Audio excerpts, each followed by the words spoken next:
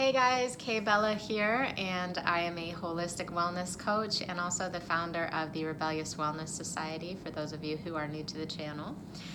Today I wanted to talk some about self-sabotage and how to stop self-sabotaging your success, as well as start embracing how your mind may actually be protecting you through this process from danger. So I know you'll have some questions, so be sure to stay until the end, and I'll share some continuing next steps as well to make sure that you're well taken care of in this area. And that's going to really help you to eradicate those self-defeating behaviors from your life and even discover the benefits of failure. So that'll happen in today's video as well as the supplementary material that I'll share with you. So make sure you click the bell icon or the word subscribe down below this video so you are notified when new episodes arrive every Thursday. Yeah, party time every Thursday. And you may be wondering, so how could you struggling to maintain your wellness habits actually be related to the self-sabotage? So as I work with clients and associates, I see some of us who fear stepping out into our own success because we associate it with some kind of pain or fear and even relapse or return to a worse state. And so those are some things that we're really going to dive into today. I want to share the process that helped me go from relapse to renewed. So be sure to take notes and stay all the way through. And the first one that we're going to talk about is going to be to evaluate. So why did this happen? And I know this can sound really basic. I hope this is already part of your process, but sometimes we just need to bring it to the forefront of our minds and really look at, why did this happen? What events, feelings, and triggers can you now identify as being part of this issue? And these questions, the thoughts that you may have, it may be that you realize that it was because you're overthinking. You may feel like you're imagining all these things and you're worrying about all the what ifs, and you're wondering, is it going to live up to those expectations if you're working towards a goal? Or are you scared of your own success in some ways and having people rely on you and be like, okay, if she's going out or he's going out and doing these things, and then other people are going to start relying on you more. Or are you doubting whether you're even capable of doing it? And so all of these kind of thoughts and fears can really hold us back and keep us in a safer place. And that's really the intent of our brain, is to keep us safe. It's trying to protect us. And when we don't understand or we don't know what's going to happen in the future, and there are a lot of unknowns with wellness. You may be addressing for instance, you may be addressing like your physical health, you're addressing your environment, and you just want to clean out your home. And then, you realize that the way that you're living is different from other people around you. And what if they say something, or maybe they do say things, and maybe they judge you or say, oh, I don't think she'll really do it. Or maybe you're just judging yourself and thinking, maybe other people are thinking this too. And so those kind of insecurities and those kind of fears can really hold us back from stepping out and being forthright with what we want to do. Because maybe we've tried it before and then we've fallen out of it, and we don't like to go back on our word. So all of these things may be part of your issue with self-sabotage at this point. And so one of the things that I realized with my own self-sabotage was actually related to when I was in the mental health hospital. And so, as you guys know, it's been several years now since this situation, but I was a teacher at the time, and I felt like I was doing what I wanted to do, and I was so excited about it. And then I got there and I started dealing with these issues and ended up suicidal and in the mental health hospital. And now, as I pursue certain areas of wellness and as I press into certain uncomfortable truths about myself or about things that I do and how I need to change things, I realize that that there's this fear, that there's this self-sabotage of like, if I become too successful, then what if I end up back in the mental health hospital? And it's taken me a while to realize that was what the issue was. I thought, oh, I just can't do it because of this. I just can't do it because of that. And I was holding myself back in so many ways. And I feel like many of us do that and we don't even realize that it's actually contributed to from a previous situation. And so pressing into those fears and really addressing them and saying, oh, that's why I do it. And then you can actually go forward with it and say, okay, now what can I do about it? And that's going to bring me to the next step, which is to own up to it. It can be uncomfortable to speak it to somebody or even to speak it on YouTube. Hey! But really, once we get it out there and we let other people know, or we let a trusted person know, that's a coach, a therapist, a best friend, a mentor, somebody that you can trust, and talk to about that, that's really going to help you to grow even more. And so I know it can be humiliating. I know it can be humbling to really put yourself out there and say, look, I messed up, or look, this is what I'm struggling with. And it can be really difficult to take that step. But at the end of the day, that's really where the progress is going to come from, and the growth is going to come from. So talk it out with somebody.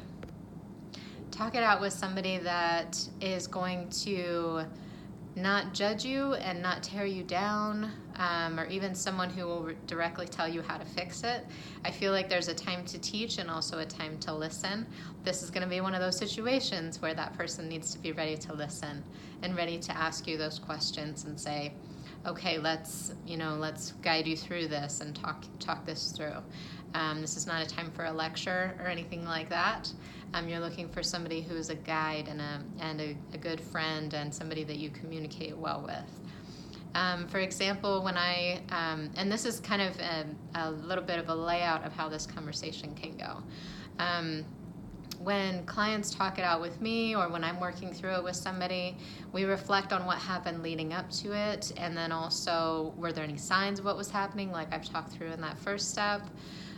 What was the earliest warning sign? And really facing those kind of areas is going to help you to address it.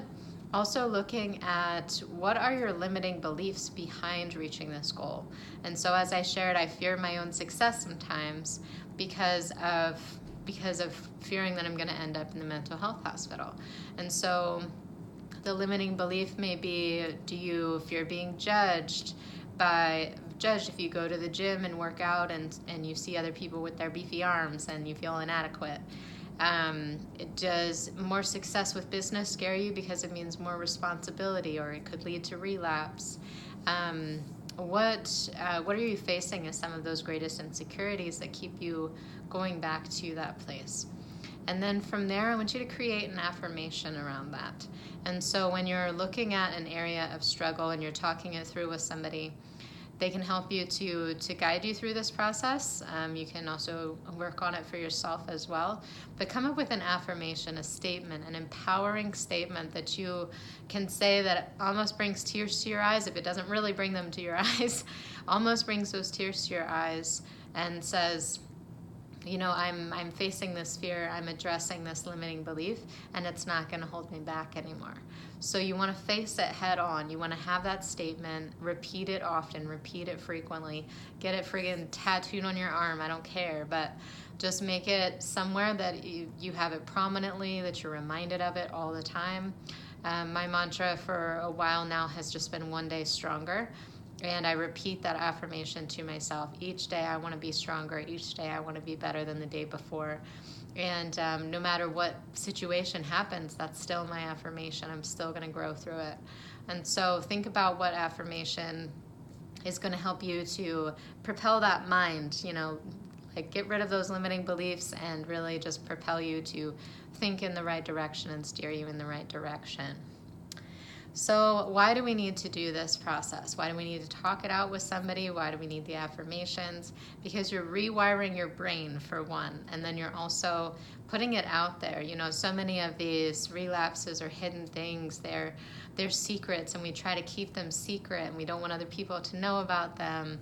But really, once we bring them to light, we're so much more free to be who we are and to be open about ourselves. And so bring it to light. Let it out and say, here's my stuff. and I'm trying to watch my language when I'm on YouTube. Here's my stuff, and here's what I'm struggling with, because that is the only way that it's really going to come out and be addressed. And so be open with that with somebody.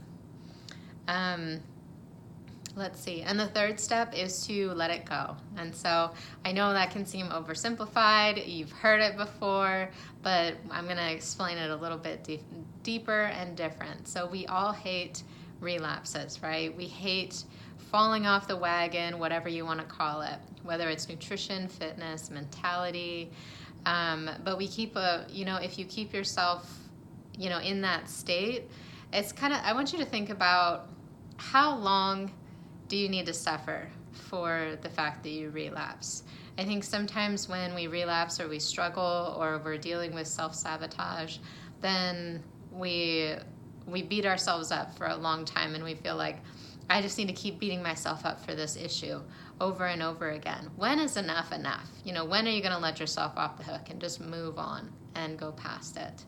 And allow yourself some time if you need to. So say, okay, I'm going to cry and whine about this for these 5 minutes or this minute. And then I'm going to let it go. And I'm going to try to move on. And I'm going to repeat my mantra. And I'm going to focus on being one day stronger. I'm going to focus myself forward. And that's going to help you to actually move forward, is by just letting it go. Because what I've seen sometimes is that once we struggle once, then we binge struggle, and we keep doing it over and over because we're not letting ourselves off the hook, and we feel like we deserve it because we keep falling off, we keep struggling, and we're like, I don't deserve the good things, and so we continue that. So that's why we need to let it go and just release it and say, I did what I did, and I'm done with it, and we're moving on now. So when you're looking at this for yourself, do not take on this hiccup as your new identity. Don't take this hiccup as a sign that you've completely fallen back to where you were. It's just one step in the process. And so you may have a dip, but it doesn't mean that you're not still climbing that mountain, okay? So why is it important to let it go and to remember this part of the process? Basically, failure leads to success.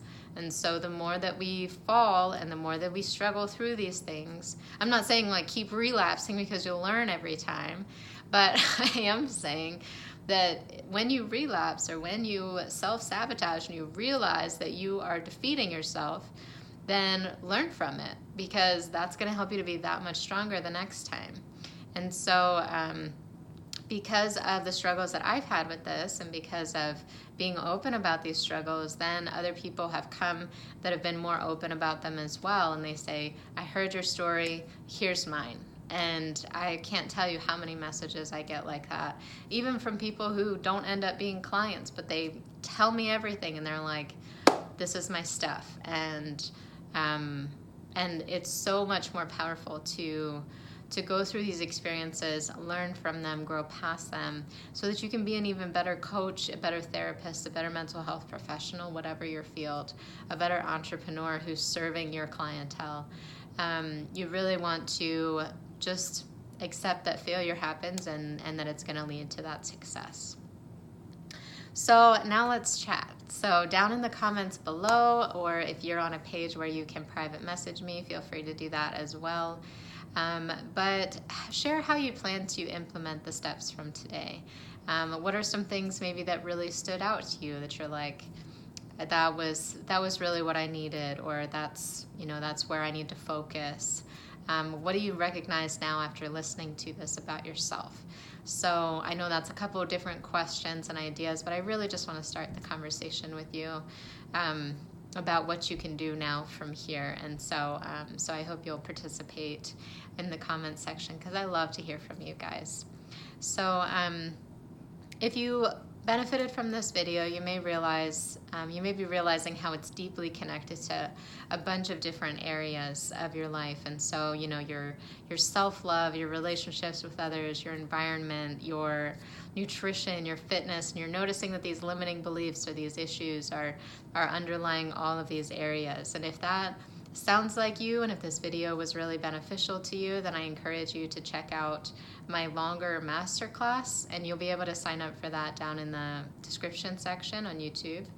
And once you're in there, that's going to be, I think it's around an hour long, I want to say. So it's much more intensive and gives you a lot of material that you can take notes on. So it really is a course, and I'm offering that throughout this week. So make sure that you get in there and get set up for that. And also, I'm also going to link my other video to mindset strategies that you can dive deeper into. It's another one of my YouTube videos, so I'll link that down below as well. And as always, stay strong and never lose sight of yourself in the service of others. Please. And with that, if you like this episode, just give me a like below, and subscribe to the channel, share it with your friends, share it with your other mental health professionals. I love being here for you guys. So thanks for watching, and I will see you soon.